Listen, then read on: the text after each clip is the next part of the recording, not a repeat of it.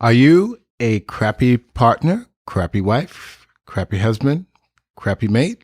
This podcast is for you. Give yourself the gift of self-awareness. Learn new skills. Take the time to assess your partnership, marriage, relationship, etc. So how are we going to do this? Start by taking the Crappy Mate quiz. The quiz can be found on our website, www.crappymate.com, on Pinterest, Crappy Mate, Instagram and Facebook, Crappy Mate Podcast. We will dedicate episodes to discussing the quiz topics. In further episodes, we will be exploring common problems, the speed bumps that occur in relationships. Also, we will introduce time-tested skills and helpful hints to enhance your relationship, and we invite you, our listeners, to contribute your thoughts, questions, or concerns regarding relationships. Welcome to the Crappy Mate Podcast. I'm Dr. Richard Vance Barnes, MD. I'm a board-certified general psychiatrist with 25 plus years in psychiatry. I have treated patients in a variety of settings, both inpatient units, outpatient units, partial hospitalization units, as well as detoxification programs and rehabilitation programs. And I've had a private practice for many, many years. And I'm Barbara Quaid, a marriage and family therapist. I also have over 25 years experience working with families, individuals, and couples. And my life as a therapist has been both humbling and joyful. Before we get started, I'd just like to talk about our disclaimer. The Crappy Mate podcast is designed to be a useful tool to help individuals and couples have happier and healthier relationships. This podcast is not a substitute for individual or couples therapy, and as always, relationships need to be safe.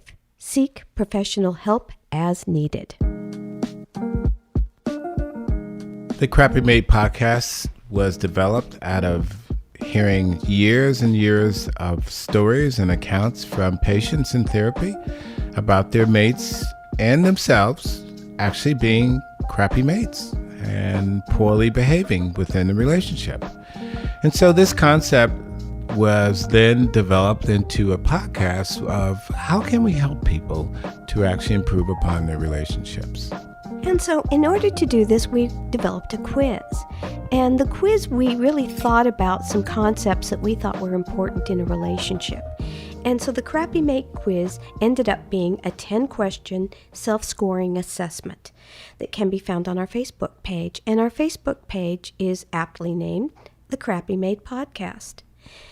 And along with the quiz, you will find a glossary with the terms we used both in the podcast and on the quiz. And this is so we can all be on the same page.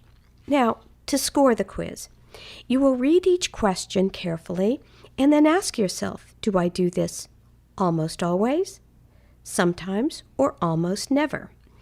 And when we thought about this, the scoring is like this. Almost always is worth 3 points. Sometimes 2 points. And almost never 1 point. So once you have your total points, you add them up. And a score of 10 to 17 clearly indicates that one needs improvement. A score of 17 to 24, one has a degree of awareness, but improvement can still be beneficial. And a score of 24 to 30, one is aware, insightful, and acting in a positive manner as it pertains to the relationship.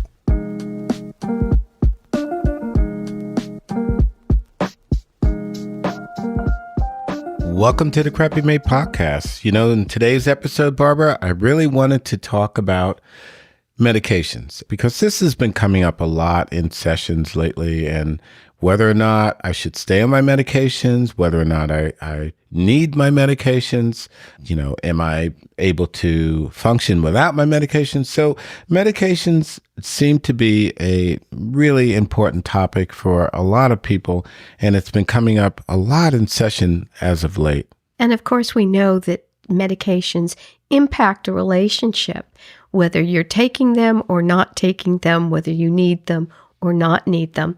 So, Dr. B, I meet with a number of people who really feel that they should be able to manage their conditions, especially mental health issues, without the use of medication. And that often, I think, is they will state that they are flawed for having to use a medication. There's something wrong with them if they can't just manage. What do you say to that? And how do you address medications with these kinds of people? That's a great entryway, I would say, to really discussing medications, Barbara. And let me just express some about my own philosophy with medications. I really think about medications in terms of treating certain conditions in psychiatry and even in physical medicine. I think about medications as, and what I explain to my patients, I think about medication in terms of it being a support to people. And what I mean by that is medications are not the be-all and end-all. They're not magic pills. They're not happy pills. They support patients functioning at a higher level. And so they're really just a support, as well as, for instance, psychotherapy is a support. I feel like exercise is a support to mental health and to physical health as well. So medications are basically a support for people to gain a higher level of functioning, really. And so I look at where people are functioning, and that's where medications really fit in. Can we improve your functioning if we prescribe a certain medication? I do like that philosophy because a lot of times people will get on a medication, let's say medication for depression, for example, but they don't change their behaviors, their daily habits. Well, things are not going to be as dramatic a change for them because they will have the medication that's helping them. But if they have their same old habits, let's say sleeping till noon, staying in their pajamas all day, not going out and visiting with friends, or putting off things that they need to do, nothing is changing. Well, again, I think that's a great point. But again, it has to do with the fact that meds are not the be-all and end-all. They're not magic pills. They're not happy pills per se. They don't suddenly make your life all better or change your life in a sense that you are now 180% different than you were. So medications, again, they are just a support, and you still have to do the work to make the real changes that you want to see. And we talk about this a lot in this podcast series. We talk about the work that people have to do. And just looking at it from a psychological standpoint, and as we are dealing with mental health, the work is changing your behavior in the moments that you know that you need to change. If you're a screamer and a yeller after certain situations, well, you need to change being able to do that, scream and yell after situations.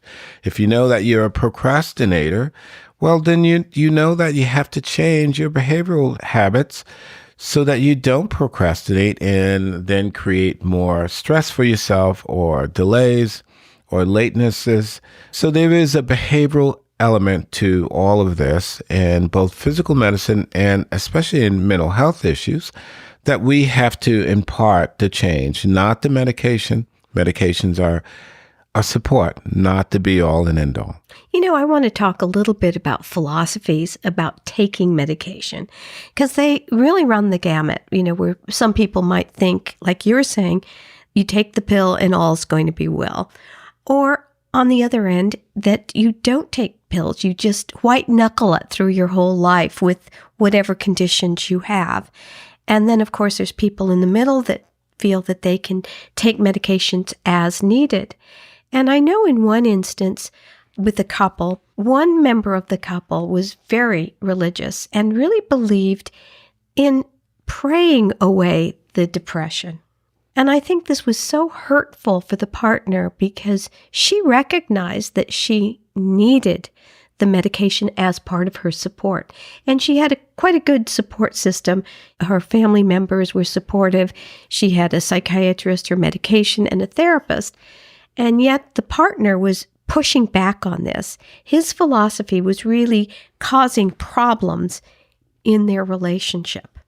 That's a difficult situation, I would say, Barbara. But the one thing that I would have to say in that situation is that we have to look at ourselves as individuals, and we are the ones who are experiencing the different feelings, the thoughts, the emotions, the physical difficulties that we are experiencing. So in other words, if I have the problem, then I have to address that problem myself. I have to be somewhat selfish or at least single-minded in terms of wanting myself to feel better. And that is something that I think that we have to take the responsibility as individuals to do. We have to address our own health needs. So even though our partner may or may not want us to take medications, or they may have some negative thought patterns about it, they may have some religious beliefs. Now, in terms of religious belief, this is the way I approach, let me just sidetrack just for a second. The way I approach that is that I feel as though the medication has been provided to us by a higher power, by a higher source. And so the availability is something that has been provided to us. And so if it wasn't provided to us, then we wouldn't have it available. And so that's my take on people that feel for religious reasons they cannot take a medication. Well, your higher power has provided this medication for us to take it, to be available to us. And so we have that opportunity to utilize medications, even though we may not feel as though there may be a religious reason why we should not take the medication. So that's one conflict in a relationship where one person believes in taking the medication and another does not. But oftentimes it's sometimes the opposite, where one of the members of the couple needs to take medication, but is not kind of just haphazardly taking the medication, forgetting doses or missing days or whatever. And the other partner is trying to put them on the schedule or help them out as best they can. And that can cause some conflict, because it's really this, am I helping or am I hindering by imposing my way on the other person? Yes, that's a really difficult situation. But again, I think that we have to go back to the notion of love and consideration and caring for another human being, another person, our significant other, for instance. If we care about them, if we care for the relationship, then we have to do whatever we can to present our best self to the relationship. And so that is the approach that I take with those patients that are resistant to taking medications. I look at them and I try to challenge them in terms of, well, is this really going to help your relationship as well? If your partner is hoping that you will do everything possible to feel better and to be well. So there is this commitment that I think has to be made in terms of being your best self that you can present to the relationship. And at times, this may involve taking medications. You know, Dr. B, what you're talking about too is communicating more about what needs to happen, talking about what needs to happen in the couple and what needs to happen for each individual's health. And so I also wanted to talk about, things change over a lifespan. And I could just say that for my own personal life, my husband has been recently diagnosed with a long-term chronic illness. And so we're having to make all these changes, many of them, of course, involving medications. And so we both have to be talking about this and helping one another through this. And I think this is just something that happens for most people. I would say that it does happen for most people, and people that have been in a committed relationship for a length of time, they want their partners to do well. They want their partners to feel better. No one wants to see their partner suffer, So part of that is helping as much as you can and being of support as well. And if that means setting an alarm so that your partner can take his or her medication on time, well, that's what you do to help, because the idea is that I love you and I want to do whatever I can to help you to feel better. And in turn, we will have a healthier relationship because we're together more in terms of meeting the needs that we need to meet as time goes on to keep our health in check. Sometimes I think that there's a difference between mental health medications and physical health medications. And some people believe that taking a medication for a physical ailment is different and more needful than one for a mental health issue. Again, that's our bias. It can be a bias. So what do you say to people like that? That can be a bias, and I think there are a number of people that I've met that are anti-medications and that really don't want to take medications. And I have to admit, my philosophy is that there are several conditions and several ways of being that really don't need medications. And we should be working on other ways of controlling those feelings and thoughts that we have around certain conditions. However, I think that there are those conditions that really do respond better with medications and give people more support to reach a higher level of functioning. And so in those situations, my idea is that, yes, again, look at medications as a support, and can this help you to reach a higher level of functioning? And if that is the case, then we have to do that because it's going to impact how we feel, but it also is going to impact how we give to the relationship. I think you're right about that. It's the impact on the relationship because both partners need to be at their best in order to have a more fulfilling relationship. Absolutely. You know, with that, I've got some helpful hints for today. And number one is talk with your partner about health concerns. And I mean all health concerns, both physical and mental health. And number two, discuss your individual philosophies concerning medications. This, I think, is important because I know in my family, my grandmothers lived in the country and didn't have access to doctors necessarily, so they had a different philosophy about how you treat people with medications. Number three, talk with your partner about how best to support each other with medication compliance. So making it easy for the other to take their medication as prescribed. And number four, if your own philosophies are not aligned with your healthy goals, challenge your own inherent biases. So ask yourself, am I doing the best that I can for myself? And number five, remember, we want to present our best selves in a relationship. Thank you for that, Barbara. And thank you for our listeners for tuning in today to the Crappy Mate podcast. And hopefully we have answered questions about medications and whether or not people should be taking their medications on a regular basis. Thank you. In closing the podcast today, I just want to remind our listeners of our disclaimer. The Crappy Mate podcast is designed to be a useful tool to help individuals and couples have happier and healthier relationships. This podcast is not a substitute for individual or couples therapy. And as always, relationships need to be safe. Seek professional help as needed. Thank you for listening to the Crappy Mate podcast. We invite you to submit comments, questions, and/or concerns about today's podcast, or give us feedback on relationship topics you'd like to hear covered. We encourage you to try our helpful hints. Give these a go, try them on for size. Remember, you can follow us on our Facebook and Instagram pages under the Crappy Mate podcast. Our website is www.crappymate.com. And please be sure to subscribe. Thank you for listening.